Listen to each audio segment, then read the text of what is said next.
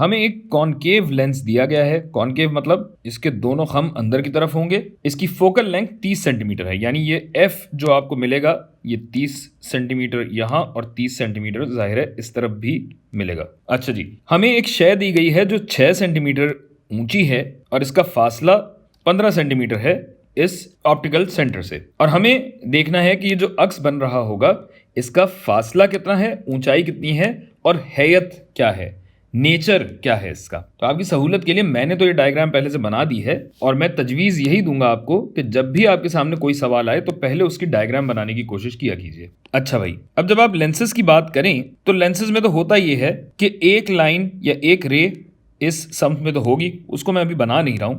दूसरी क्या होती है भाई कि इस शय से एक और शुआ निकलेगी, रे निकलेगी, और चूंकि ये कॉनकेव लेंस है तो कॉनकेव लेंस में हम जानते हैं कि ये शुआ डाइवर्ज होगी, यानी नॉर्मल से दूर की तरफ जाएगी, और ये रे कहाँ पे फोकस होगी तो इस शय के दूसरे सिरे से एक रे निकलेगी, और हम जानते हैं कि कॉनकेव लेंस की वजह से ये रे मुंतशिर होगी, डाइवर्ज होगी। अच्छा, और ये रे मिलती कहाँ जाके है भाई, जाहिर है फोकस पे मरकूज होती है। गोया ये आपकी कुछ सूरत हाल यहाँ बन रही है। ठीक है भाई, और लेंसेज के हवाले से दो ही फॉर्मूलाज हैं जो हमारे काम के होते हैं। 1/f बराबर है 1/, अक्स का फासला माइनस 1/, शय का फासला, और दूसरा क्या है भाई, दूसरा आपका मैग्निफिकेशन फैक्टर कहलाता है m, जो कि है अक्स की ऊंचाई बटा शय की ऊंचाई hi/h0, यानी v/u।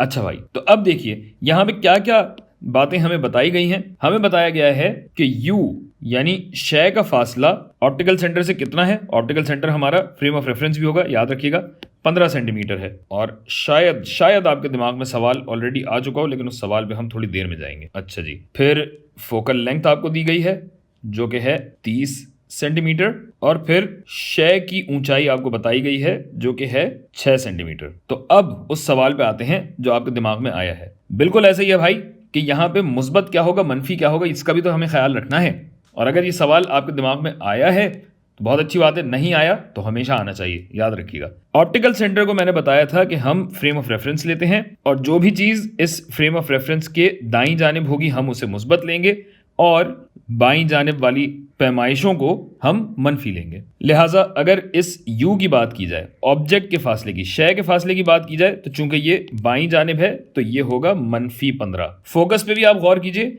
तो भाई चूंकि ये कॉनकेव लेंस है तो कॉनकेव लेंस में ये रे मुंतशिर होने की वजह से फोकस दरअसल इस तरफ बनता है, ये वाला फोकस नहीं बनता, ये वाला फोकस बनता है जो कि बाईं जानिब है, तो ये भी मनफी होगा। अच्छा, और अब ऊंचाई की बात करें तो जाहिर है अब हम ऊपर और नीचे अगर देखेंगे तो हमने आपको यह बताया है कि जो भी शय ऊपर होगी, जो भी पैमाइश ऊपर होगी वो मुस्बत ली जाएगी, और जो भी नीचे होगी उसको मनफी लेंगे। तो ऑब्जेक्ट यानी शय किस तरफ है, ऊपर है, लिहाजा ये मुस्बत होगी। और अब हम यहाँ पे कदरें डालते हैं, तो पहली इक्वेशन के तहत हो जाएगा 1/f जो कि है -30 बराबर है 1/ अक्स का फासला जो कि हमें मालूम करना है, और -1/u आएगा, और u है -15।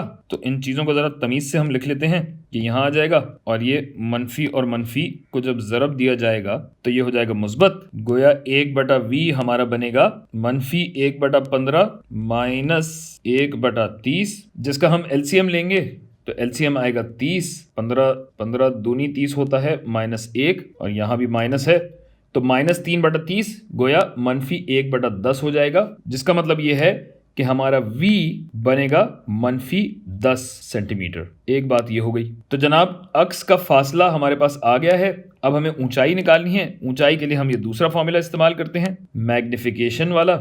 मैग्निफिकेशन क्या कहती है भाई, अक्स की ऊंचाई बटा शय की ऊंचाई h0 जो कि है -6, ये बराबर होगी v/u। v हमारे पास आ चुका है -10 बटा u हमारे पास है -15, और जब हम इसे वहां जरब देंगे तो hi हमारे पास आ जाएगा। माशाल्लाह इंटरमीडिएट में पहुंच गए हैं, तो आपको पता है मैं यहाँ क्या कर रहा हूं। तो h1 हमारा बनता है -4 सेंटीमीटर। तो अब हमारे पास अक्स के बारे में तमाम मालूमात आ चुकी हैं, बस ये हैयत हमें मालूम करनी है, जो कि वैसे तो पता लग गई है, लेकिन हम करेंगे ये कि अक्स यहां बना के देखते हैं कि क्या सूरत हाल है। देखिए भाई, v यानी अक्स का फासला है -10, मनफी मतलब इस तरफ होगा और ये 10 सेंटीमीटर पे होगा। दूसरे ये हाइट है 4 सेंटीमीटर, और 4 सेंटीमीटर मुस्बत होने का मतलब यह है कि ये इरेक्ट होगा, ऊपर की तरफ बनेगा, गोया हमारा अक्स कुछ ऐसा होगा यहां। ठीक है भाई, तो इस अक्स की हैयत क्या है?